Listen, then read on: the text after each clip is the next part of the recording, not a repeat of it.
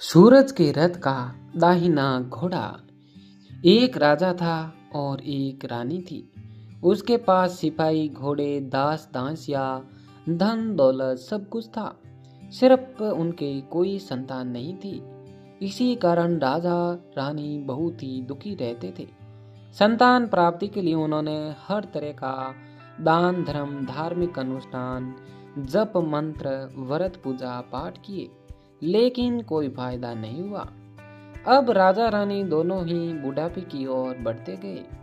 बुढ़ापे की ओर बढ़ते गए तो होता क्या है कि दोनों गहन सोच में पड़ जाते हैं। अब हमारे इतने बड़े राज्य का क्या होगा? कौन बनेगा इस राज्य का वारिस? कौन लेगा प्रजा की जिम्मेदारी?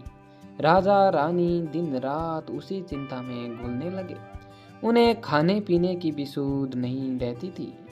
तो एक सुबह क्या होता है कि राजा के दरबार में एक साधु आता है। तो दासी रानी को इतला करती है। तब वह दासी से कहती हैं, यह मेरा अंतिम दान धर्म है। इसके बाद मैं अपने हाथों से कोई दान धर्म नहीं करूंगी। रानी चावल भरा छाछ हाथ में लेकर बाहर आती है और साधु की झोली में भिक्षा डालने आगे बढ़ती है। तो उसके चेहरे पर छाई उदासीनता साधु की दृष्टि में आती है।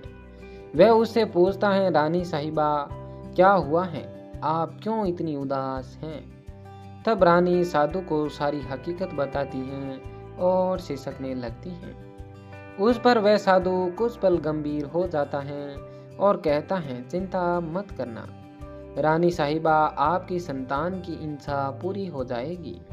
आपकी कोख से एक पुत्र जन्म लेगा। मात्र वह 14 साल तक ही आप लोगों को मिलेगा। उसके आगे वह मृत्यु लोक में नहीं रह पाएगा। इससे बढ़कर आपको कुछ देना मेरे लिए संभव नहीं है।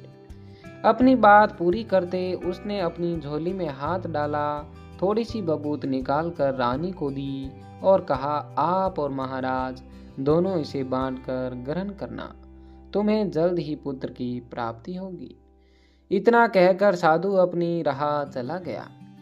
उसके जाने के बाद रानी सोचने लगी, 14 साल तो 14 साल ही सही, उतने समय के लिए हमें पुत्र तो मिलेगा, यही काफी है।